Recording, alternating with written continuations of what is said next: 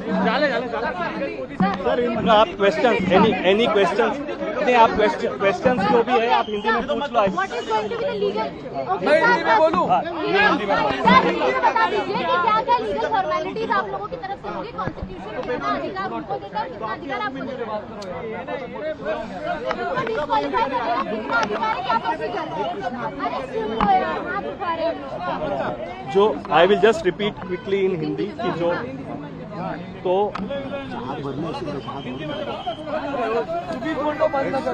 Silent so मैं यहाँ पे आया हूँ, बहुत ही लिमिटेड रोल है मेरा।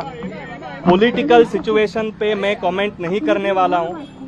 एज देयर सीनियर काउंसिल मैं सिर्फ ये बताने के लिए आया हूँ कि क्या लीगल पोजीशन है आज के डेट में, क्या कॉन्स्टिट्यूशन क्या बोलती है 10th शेड्यूल में कि कैसे डिस्क्वालिफिकेशन होता है। तो ये जो डिस्क्वालिफिकेशन की पिटिशंस लगाई गई है माननीय डिप्टी स्पीकर के सामने, वो ये ग्राउंड पे लगाई गई है कि इन्होंने पैरा 21A के अंतर्गत पार्टी छोड़ दी है, और ये जो छोड़ने की प्रक्रिया है इसके कोई रेजिग्नेशन की जरूरत नहीं है।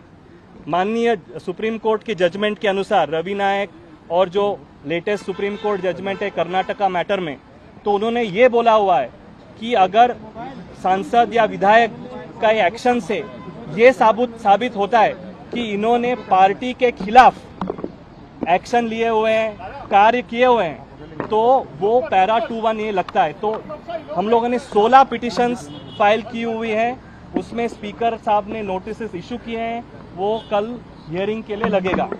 दूसरी बात यह है कि बहुत सारे मीडिया में और अन्य माध्यम में तो ये चर्चा हो रही है कि डिस्क्वालिफिकेशन इसमें नहीं हो सकता है क्योंकि हम लोगों के पास 2/3 मेजॉरिटी है। ये सरासर मेरे एक्सपीरियंस और नॉलेज के हिसाब से पूरा गलत है, क्योंकि 2003 में ये जो स्प्लिट का इशू था, स्प्लिट का प्रावधान था, वो डिलीट किया गया है। अभी डिस्क्वालिफिकेशन से बचने के लिए एक ही रास्ता है, वो है मर्जर। और आपको सारे लोगों को पता है आज तक ये जो 30 या 40 जो भी गए हुए हैं, अभी तक इनका कोई पार्टी में मर्जर नहीं हुआ है। तो इसीलिए तो आज के हालत में ये डिस्क्वालिफिकेशन से नहीं बच सकते।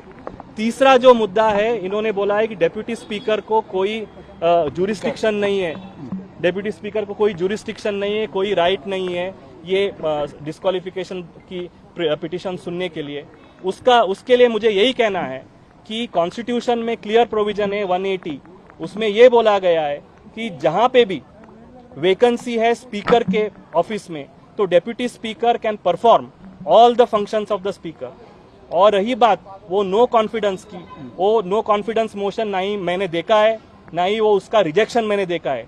जो आपके माध्यम से हम लोगों को पता चला है कि ये बात है कि जो नो कॉन्फिडेंस मोशन दिया गया है, कोई अनऑथोराइज्ड ईमेल एड्रेस, क्योंकि सारे विधायकों का रजिस्टर्ड ईमेल एड्रेस होता है, तो इन्होंने कोई अन्य email address, random email address से कोई एक चिट्ठी भेजी हुई थी, और वो कोई मेंबर वहां पे, कोई विधायक वहां पे आके स्पीकर साहब को नहीं दी उन्होंने, तो कोई कुरियर के माध्यम से उनको दिया गया। तो स्पीकर साहब ने, हम लोग को जो पता चला है आपके माध्यम से, कि ये है कि स्पीकर साहब बोलते हैं कि जब तक मैं सेटिस्फाई नहीं होता हूं कि ये जेन्युइन है, ऑथेंटिक है, मैं इसके ऊपर कार्रवाई नहीं करता हूं, और उन्होंने वो रिजेक्ट कर दिया है। So as of now there is no impediment in the disqualification petitions being carried forward. और तीसरी बात इसमें यह है कि जब तक असेंबली सेशन में नहीं है तो ये कोई नोटिस ये देते हैं नो कॉन्फिडेंस का, इन लॉ इसका कोई मायना नहीं रखता। That's all I have to say. Sir अभी एक बात One by one, पता चल one by रही है one by कि अविश्वास प्रस्ताव जो है वो दिया, और एक बार फिर अपक्ष आमदार के हाथ से दिया गया है, तो ऐसे वक्त में क्या वो आगे की कार्रवाई कर सकते नहीं, वो मेरी जानकारी में नहीं है, so I can't comment on it. और जो स्पीकर साहब करेंगे तो हम लोग कमेंट नहीं कर सकते। लीडर ऑफ द हाउस जो चुना है शिवसेना ने और चीफ व्हिप चुना है, क्या वो वैलिड रहेगा? बिल्कुल, बिकॉज जो लीडर ऑफ द हाउस है और चीफ व्हिप का मामला है, that is the domain prerogative of the political party, original political party. Original political party decide करेगी कौन लीडर होगा। लेजिस्लेचर पार्टी जो है वो पॉलिटिकल पार्टी का अंग है, कोई लेजिस्लेचर पार्टी सुप्रीम नहीं है। ओरिजिनल पॉलिटिकल पार्टी से लेजिस्लेचर पार्टी बनती है। Legislators are elected on the ticket of the political party.